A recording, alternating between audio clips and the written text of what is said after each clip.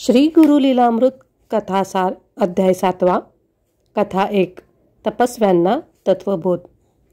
श्री गुरु म्हणाले, हे शिष्या, आपल्या मनात गुरूंविषयी कोणताही संशय नसावा। चित्त नेहमी शुद्ध असावे। अंतःकरणात गुरूंबद्दल आपुलकी, श्रद्धा, प्रेम, निष्ठा आणि अनन्य भक्ती असावी। त्यांच्या सेवेत सदा तत्पर असावे। त्यांनाच सर्व भावे भजावे। त्यांनी केलेल्या उपदेशाचे कटाक्षाने पालन करावे।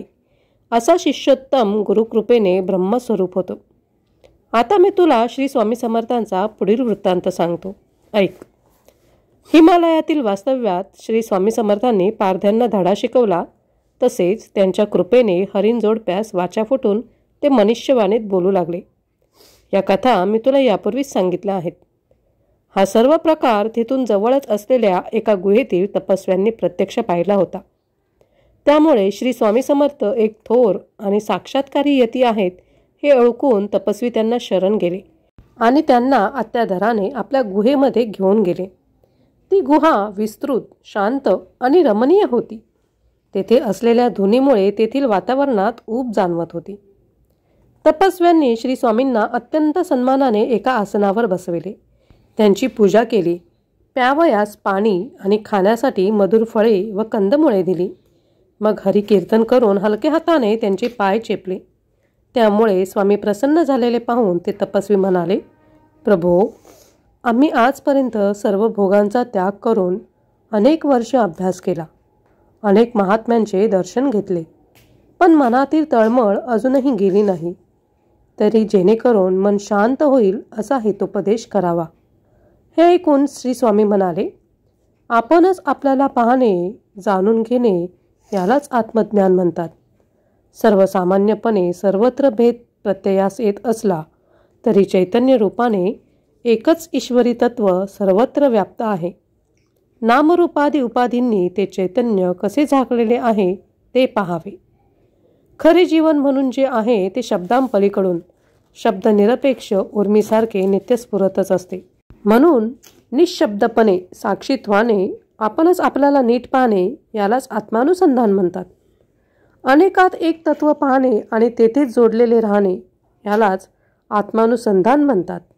पाहणे, ऐकणे, स्पर्श करणे, रस चाखणे, वास घेणे इत्यादी निमित्तांनी वृत्ती बाह्य वस्तूंकडे कशी आकर्षित होते, त्यावेळी भ्रूमध्य, कंठप्रदेश, हृदय व नाभी यातून मीपणाची भोक्तृवृत्ती देहाबाहेर कशी पडते ते पाहणे यालाच आत्मानुसंधान म्हणतात। बाहेर जाणारी मनोवृत्ती निर्विषय, निर्विकार अशा चैतन्याच्या ठिकाणी, आत्मस्वरूपाच्या ठिकाणी स्थिर करणे यालाच आत्मसाधना म्हणतात। भोगातून पुनर्भोगाची इच्छा निर्माण होते आणि पुनर्भोगाची इच्छा हीच बंधनात टाकते। हे ओळखून सर्व प्रकारच्या आसक्तींवर विजय मिळवून वासनेच्या पलीकडे जावे। जी स्थिती आहे त्यातच समाधान मानले की मनाची धावच खुंटते आणि ते स्वरूपाच्या ठाई सहजतेने रमते। यातून असंग असला की सुखाने आनंद व दुःखाने क्षोभ उत्पन्न होत नाही। चैतन्य हे निर्विषय आहे, निःशब्द आहे। तेथे कोणत्याही प्रकारचा संग नाही, वृत्तीरूप मर्यादा नाही, संकल्प नाही आणि मी अमुक एका अवस्थेत आहे अशी आठवणही नाही। त्या चैतन्याशी, त्या सद्रूप ब्रह्माशी आपले ऐक्यभाव असणे हेच आत्मानुसंधान आणि मीच ते चैतन्य आहे, मीच ते ब्रह्मा आहे असे समजणे ही श्रद्धा होय। हे चैतन्य, ब्रह्मा आणि मुक्ती यात कोणताही भेद नाही।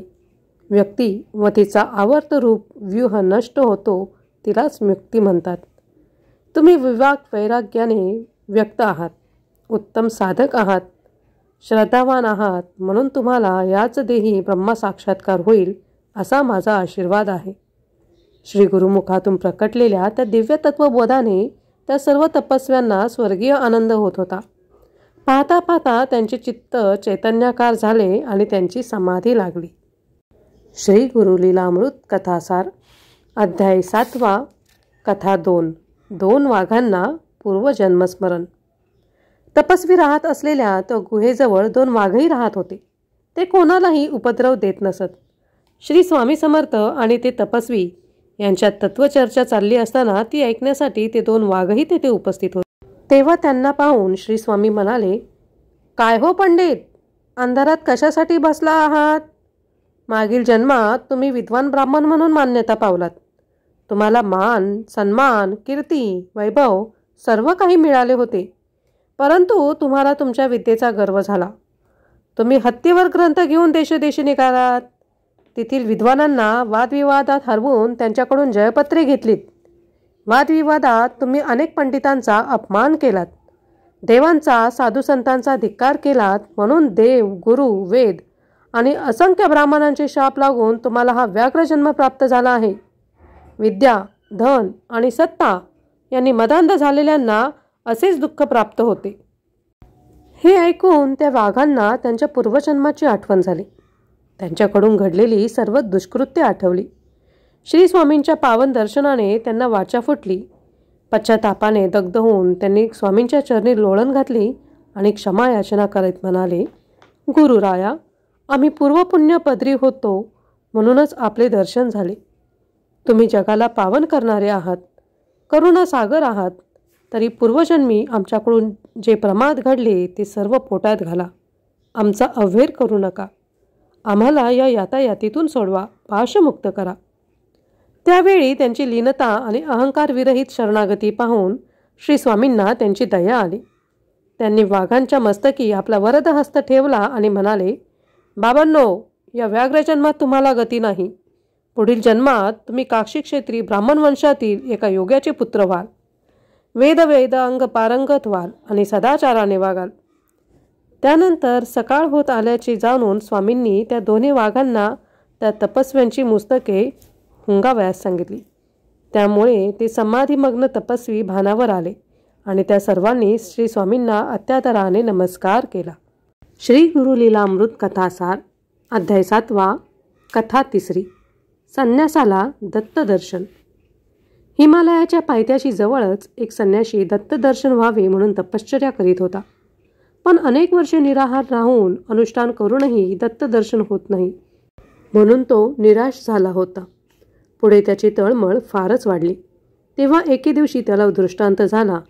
त्यात त्याला हिमालयावर एका आम्रवृक्ष आहे, त्याच्यासमोर एक गुफा आहे, तेथे तू जा म्हणजे तुला दत्तदर्शन होईल असे सांगण्यात आले. त्या आदेशानुसार तो तेथे गेला असताना श्री स्वामी समर्थांनी त्यास प्रत्यक्ष दत्त स्वरूपात दर्शन देऊन कृतकृत्य केले. तेव्हा आज माझ्या तपाचे सार्थक झाले असे म्हणून तो श्रीचरणांना वारंवार वंदन करू लागला. श्री स्वामींच्या कृपेने त्यालाही ब्रह्मस्वरूपाचा अनुभव आला. त्यानंतर गुहेतील तपस्वी, ते व्याघ्रद्वय आणि तो संन्यासी यांना शुभाशीर्वाद देऊन श्री स्वामी क्षणार्धात गुप्त झाले. या ठिकाणी अध्याय 7 समाप्त झाला. श्री स्वामी समर्थ.